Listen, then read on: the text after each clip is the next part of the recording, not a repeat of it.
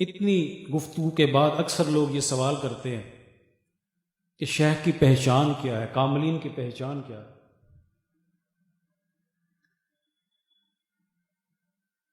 مختلف علماء و مشائخ نے اس کی پہچان بیان فرمائی ہے، لیکن اس میں 4 بڑی نشانیاں جو بیان فرمائی گئیں وہ کمی پیشی کے ساتھ تمام کتابوں میں موجود ہے۔ طریقت کی تمام کتابوں میں کمی پیشی کے ساتھ مختلف الفاظوں کے ساتھ وہ یہ 4 پائی جاتی ہیں۔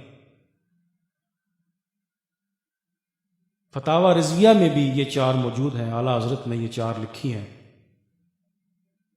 پہلی بات تو یہ ہے کہ جو پیر ہے صحیح العقیدہ ہو، سنی ہو، آپ نے فرمایا۔ دوسری اس کی نشانی یہ ہے، اس کی شرط یہ ہے کہ وہ عالم دین ہو، یا کم از کم اتنا علم رکھتا ہو کہ فرض علوم کا جاننے والا ہو۔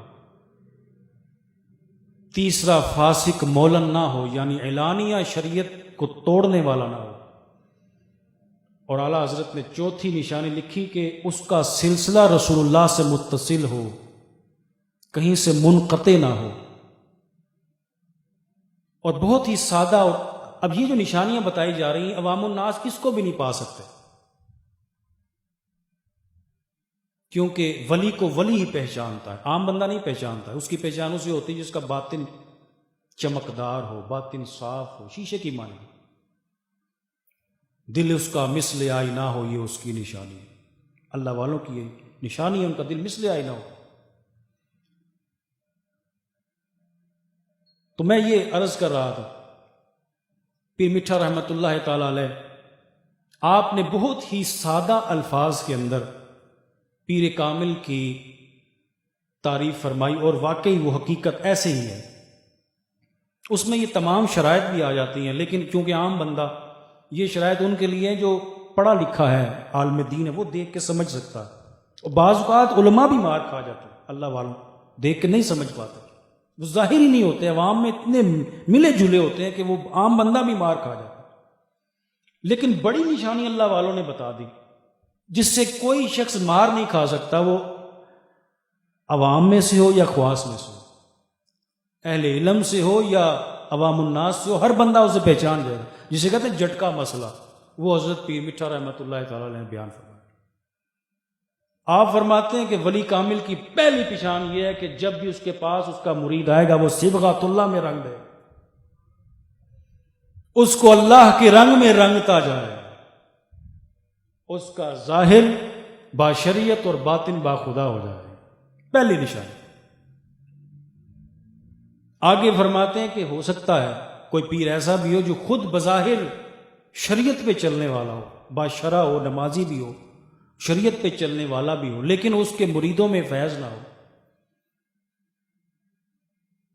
جو مرید بیعت ہونے سے پہلے جیسا تھا، بیعت ہونے کے 10 سال بھی ویسا ہی ہو، فرمایا وہ پیر فیض رساں نہیں ہے، وہ شخص پیر ہونے کے قابل نہیں ہے، لہذا اس سے بیعت جائز نہیں۔ آپ اس کی مثال دیتے ہیں، آپ فرماتے ہیں اس پیر کی مثال ایسے ہے جیسے ایک لکڑی دریا میں بہہ کر جا رہی ہو، وہ خود تو پانی پر تیر کے اس دریا کو عبور کر لے گی، لیکن اگر کوئی شخص اس پر سوار ہوگا تو وہ شخص بھی غرق ہوگا اور وہ لکڑی بھی ڈوب جائے گی۔